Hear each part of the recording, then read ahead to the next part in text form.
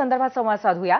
केशवजी, असं कळतंय की शिंदेंनी दिल्ली गाठून अमित शहा यांच्याकडे रवींद्र चव्हाणांचीच तक्रार केलेली आहे। काय म्हणाल याबद्दल? अशा पद्धतीने घटक पक्षाने जाऊन तुमच्याच पक्षाकडे तुमच्याच प्रदेशाध्यक्षांची तक्रार केली? मुळात असं आहे की हे ऐकीव माहिती आहे, त्यामुळे या माहितीवरती किती विश्वास ठेवायचा हा सगळ्यात पहिला मुद्दा। दुसरा मुद्दा, ज्या पद्धतीचं भाजपा, शिवसेना आणि राष्ट्रवादी या तिन्ही नेत्यांच्या प्रमुख नेत्यांमध्ये जे प्रकारचं समन्वय, एकवाक्यता आहे आणि महाराष्ट्राचं हित हे मुख्य डोळ्यासमोर आहे, ते अशा पद्धतीने जाऊन एकमेकाच्या उखाळ्या पाखाळ्या काढणं किंवा एकमेक तक्रारी करणं असं कोणतेही करणार नाहीत।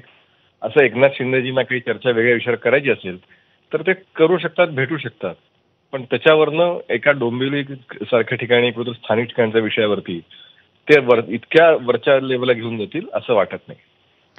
केशवजी, खरं तर काल नाराजी नाट्य रंगलेलं होतं आणि त्याच्यानंतर त्या विषयावरती पडदाही पाडण्यात आलेला होता। किंबहुना काल एबीपी माझावरती सुद्धा दोन्ही पक्षाचे जे प्रतिनिधी होते झिरो आवरमध्ये चर्चा करणारे, त्यांनी सुद्धा स्पष्टपणे एका पेजवरती असल्याचं सांगितलेलं होतं।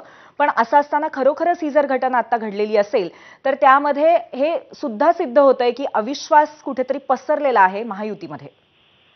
मला असं वाटतं की एकदा तुमची भूमिका नेमकी नक्की काय एकदा समजून मलाही सांगा, कारण काल तुम्हीच आता म्हणताय काल या विषयावरती पडदा पडला होता, जी काही भूमिका होती ती नाही। काल या विषयावरती प्रतिनिधींनी असं सांगितलं होतं की पडदा पडलेला आहे, परंतु आजच्या दिल्लीवारी नंतर त्याबद्दल आमच्या मनामध्ये प्रचंड शंका आहेत। असं आहे की तुमच्या मनात शंका असणं स्वाभाविक आहे, त्याबद्दल तुमच्या शंकांचा आदर आहे, पण मुळामध्ये असं आहे की काल सुद्धा मी बावनकुळे साहेब, स्वतः शिवसेनेचे उदय सामंत असतील, अन्य नेते किंवा अन्य मंत्री यांनी सुद्धा सांगितलं की अशा प्रकारची कोणतीही नाराजी नाही, हे सांगितलं होतं। आज सुद्धा म्हणजे सुद्धा मला काल मुख्यमंत्र्यांनी सांगितलं की मी असं काही असा विषय झाला नाही।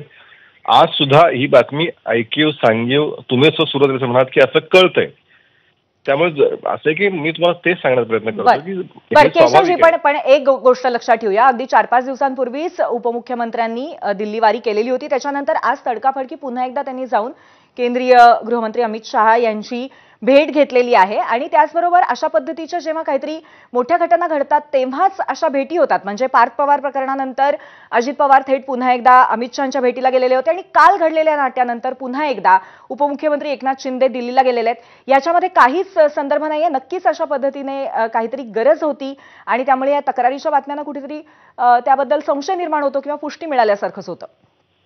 काल मला असं वाटतं की मुळामध्ये हा विषय डोंबिवलीपासून सुरू झाला, तुम्ही सगळ्या माध्यमातून जो विषय सुरू झाला डोंबिवलीच्या काही प्रवेशांपासून सुरू झाला।